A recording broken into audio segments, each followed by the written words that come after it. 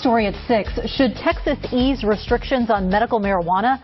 Many argue it's safer and more effective than prescription drugs. Others say a drug is all it is. KVUE political reporter Mark Wiggins joins us now live from our Capitol Bureau. Mark, can we expect a bill this session? Well, we can, Terry. Austin State Rep. Elliot Neistat has tried before, but in the wake of Colorado and Washington passing marijuana legislation this year, could this time be different? Some patients hope it will.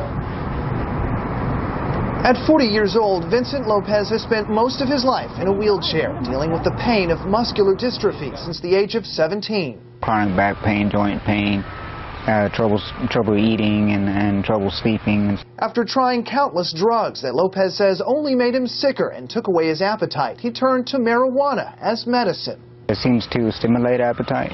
It seems to alleviate my spasms, alleviate my muscle stiffness, alleviate the pain throughout my back that I feel daily.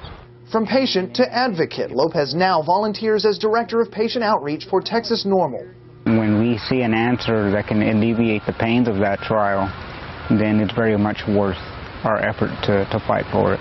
While citizens in Washington and Colorado have celebrated newly passed laws decriminalizing marijuana, at least 17 states allow some form of medical marijuana. I think it does reflect a changing attitude. An attitude Texas State Rep. Elliot Neistat hopes will finally convince state lawmakers to consider his bill loosening restrictions focused on the medical use of marijuana. We're trying to create a situation where a person with a bona fide medical condition, AIDS, cancer, MS, Parkinson's, following a recommendation from a doc, could use marijuana for medicinal purposes and, if arrested, could go before a judge and say, "Look at me, Your Honor, I'm not a criminal, I'm sick, this helps me." And the judge could say, "Go home."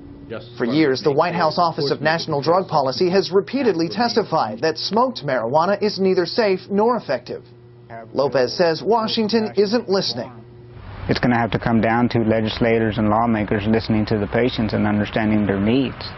And for that to happen, anything that leads in that direction is a positive step in the right direction.